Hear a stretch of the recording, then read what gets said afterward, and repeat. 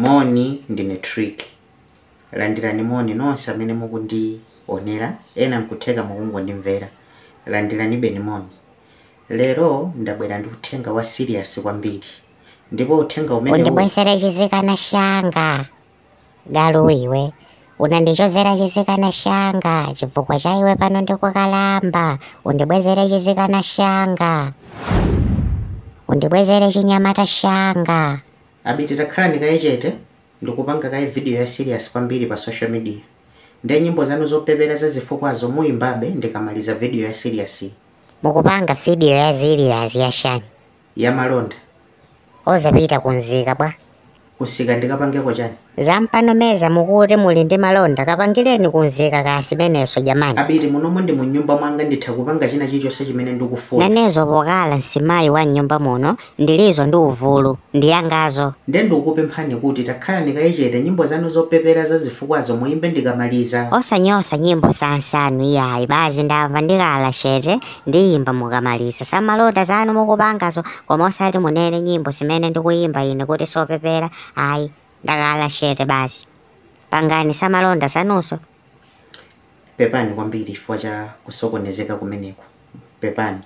Ya so menda nene ndabwera ndi uthenga wa serious. Ndipo ndisanayambe uthenga umenewo ndifuna ndikuthokozeni nonse amene mandipanga support kuno kwathu ku Malawi, ku Zambia, ku Zimbabwe, ku South Africa, ku Mozambique, ku United States. Ndi kwambiri kumene kuli anthu amene amandipanga follow ndipo mandipanga support.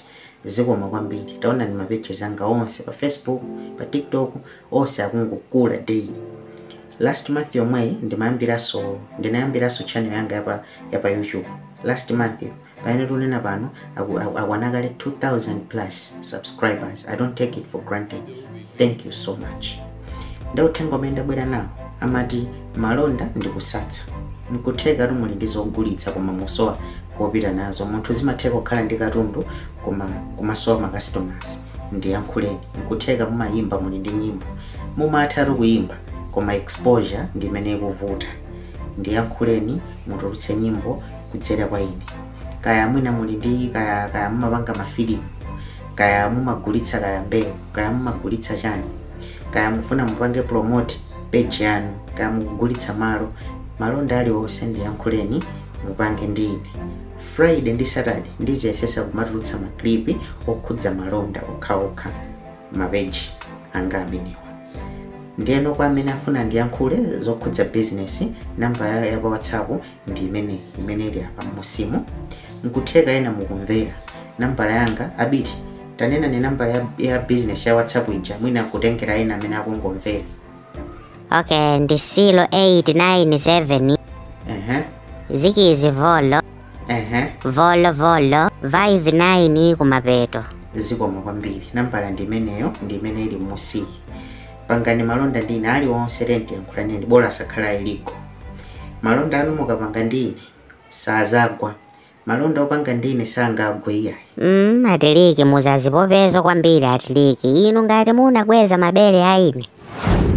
Ngati munakweza chizika na shaine nde mukunena shani za mabusiness ya anthu amene mukuvuna mwapangire malonda. Kugwa kwa business zizukukusani ya mwina ajera mpamba ndetati yagwa after kujera mpamba nde mukala kuti futo ndinu. Inde anthu amemeni inuyo matadi kupanga samalonda koma muzazipopezo kwambiri. Ngati munakweza chinyamata shanga nde mukuti shani za mabusiness. Atiliki jamani muzamaza kanizi ngani ngopanga tisamalondazo. Anthu inu pangani malonda nda atiliki nambala ndimene yazalira pamenepo koma sazipopezo kwambiri jamani.